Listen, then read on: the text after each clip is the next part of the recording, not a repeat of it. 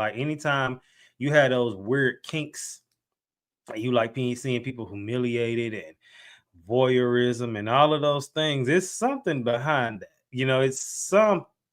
I don't Mhm. know what. I'm not here to diagnose somebody. I don't have the power to diagnose anybody. I get the people on the podcast that do, but I don't. So it's just like something happened. Something happened, and it's unfortunate because what did we say earlier about you can always get away with something for a while, but never forever. And unfortunately, people they get too pride coming for destruction. You know how many I don't know, but realistically, how many warnings that man probably got behind the scenes to like, hey, chill out, or hey, this is becoming too much, and you just never stop. Mhm. WWID, what would I do in this situation? Well, first of all, if I did something I wasn't supposed to be doing, this is just me. I have a heavy conviction on me. I would have stopped. That's just me. That's just me. Everybody don't think like me, and I'm aware. But also, I will be trying to get to the root of my horned outism. I made up a word.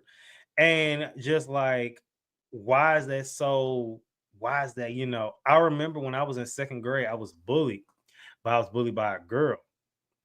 And I remember I was just thinking about this the other day. It was like the Disney Channel. I remember she was like, she was doing something, and she was behind me. She was like, "Don't look back at here." And the whole line was looking at us while she was yelling at me. And then my best friend at the time, he said, "You gonna let her talk to you like that?" And I was like, "It's okay, it's okay."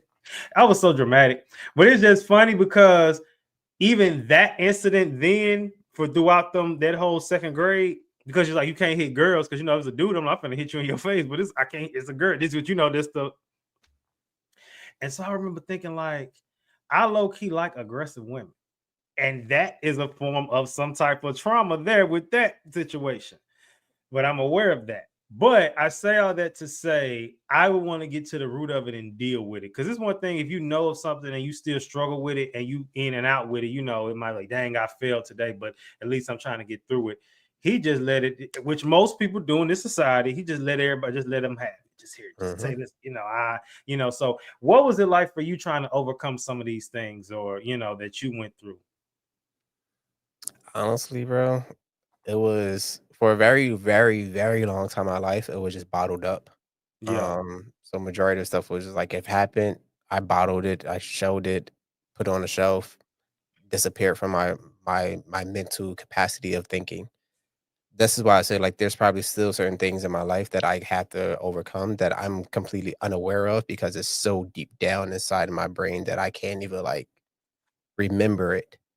Um, but it was doing meditation and just because my wife became a hypnotherapist as well, she kind of like really helped me overcome some of these things and help me see like why I act the way I do or why I respond in certain ways based on my childhood. So everyone has childhood trauma. Every human on this planet has childhood trauma.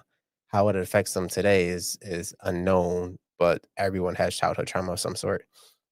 And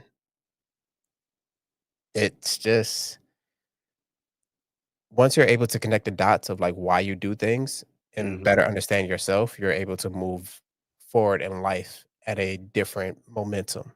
Yeah. Yeah. Yeah. Okay. Well, what just the next section? WWJD, what would Jesus do in this situation? Honestly, now I'm gonna flip it. I'm gonna flip this because again, we could easily be on here. Diddy's a pervert. Oh my god, he needs to be thrown into the jail. That's what everybody doing. We tagging it from a different approach with that, just because. And I have talked about Diddy with his stuff on this live stream enough. I'm gonna ask you this: do you feel that there is any possible way that Diddy can be redeemed through all of this? Mm, honestly, yeah. Like I agree. People don't want to hear that, but I agree. there's a way to be redeemed from everything. Like, yo, look at our president. Like, what the fuck we talking about? This dude filed bankruptcy so many times. He probably got scandals and on his name. He did so many things, evaded tax, did tax evasion, fucking buried his family in his backyard. But now it's the president of the United States.